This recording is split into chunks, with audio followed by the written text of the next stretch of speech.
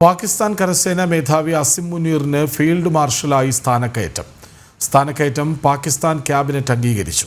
പഹൽഗാം ആക്രമണത്തിന് പിന്നാലെയാണ് ഫീൽഡ് മാർഷലായി സ്ഥാനക്കയറ്റം നൽകിയത്.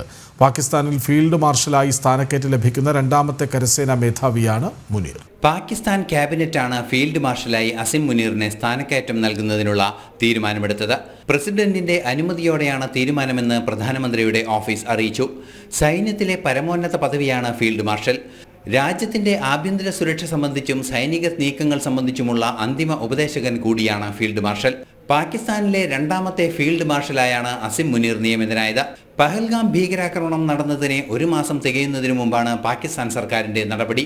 പഹൽഗാം ആക്രമണം അസിം മുനീർ ആസൂത്രണം ചെയ്തത് സ്ഥാനക്കയറ്റം ലക്ഷ്യം വെച്ചാണോ എന്ന ചോദ്യമാണ് ഉയരുന്നത്.